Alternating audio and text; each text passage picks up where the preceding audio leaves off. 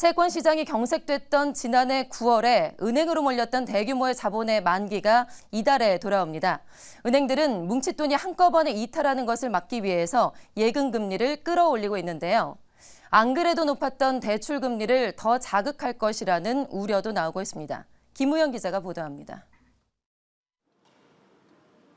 은행업계가 1년 만기 예금의 금리를 끌어올리면서 수신 경쟁에 다시 불이 붙는 모습입니다.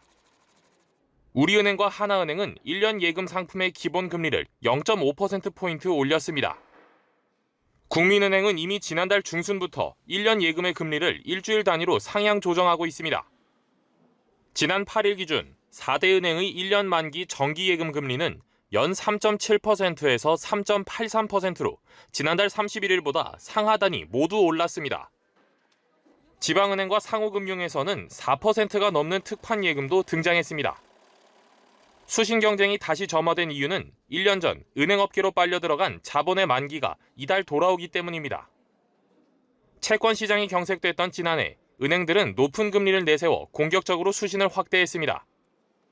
2022년 9월부터 3개월간 은행업계의 예금으로 들어간 돈은 약 116조 원으로 추산됩니다. 하지만 이달 예금 만기가 도래하자 뭉칫돈 이탈을 막기 위해 자금 조달 경쟁에 다시 뛰어든 것으로 분석됩니다. 다만 수신에 들어가는 비용의 증가는 결국 대출금리 상승으로 이어집니다.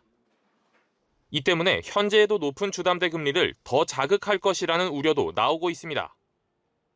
올해 2분기 당국의 LCR 규제 강화로 은행채 발행이 늘고 시장금리가 상승하면서 시중은행의 주담대 변동금리 상단은 7%를 육박했습니다. 전문가들은 현재의 대규모 자본 제휴치와 대출금리 상승이라는 악순환은 기준금리가 인하되어야 해결될 것이라고 진단했습니다.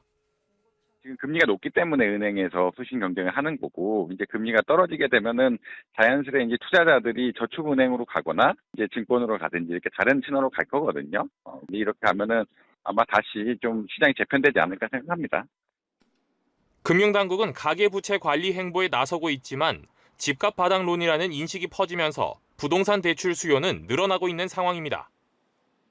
은행업계의 이번 자본제휴치 경쟁이 신규 대출 차주들에게 어떤 영향을 끼칠지 주목됩니다. 매일경제TV 김우현입니다.